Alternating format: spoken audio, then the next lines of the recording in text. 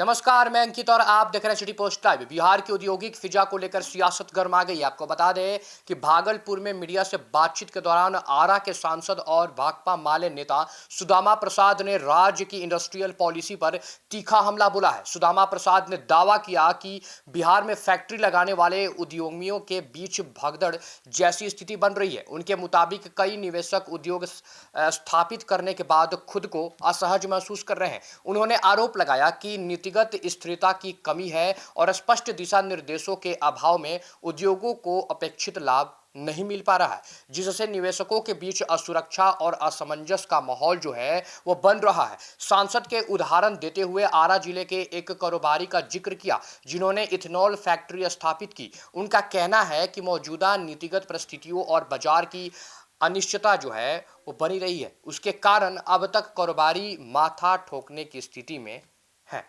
सुदामा प्रसाद ने इसे राज्य की औद्योगिक नीति की विफलता करार किया। यही नहीं, उन्होंने डिजिटल इकोनॉमी के विस्तार पर भी चिंता जताई। उनका कहना है कि ऑनलाइन प्लेटफॉर्म पर बड़ी कंपनियों के वर्चस्व से छोटे और मध्यम व्यापारियों की रोजी रोटी प्रभावित हो रही है। पारंपरिक बाजार सिमट रहे हैं और स्थानीय व्यापारी प्रतिस्पर्धा में खुद को कमजोर महसूस कर रहे हैं। उन्होंने सरकार से मांग की है कि छोटे व्यापारियों की हिफाजत के लिए ठोस और स्पष्ट नीति बनाई जाए ताकि स्थानीय बाजार और पारंपरिक व्यापार संरक्षित रह सके। साथ ही छोटे और मध्यम उद्योगों के लिए विशेष पैकेज और नियामांकन जो होता है उसका सुधार की जरूरत पर भी जोर दिया। भाकपा माले सांसद ने केंद्र सरकार की आर्थिक नीतियों पर भी सवाल उठाए हुए हैं और उन्होंने कहा कि कई फैसले बिना जमीनी तैयारी के लागू किए जा रहे हैं, जिससे बाजार में स्थिरता बढ़ रही है और इसका जो है वो सीधा असर उद्योग और व्यापार जगत पर भी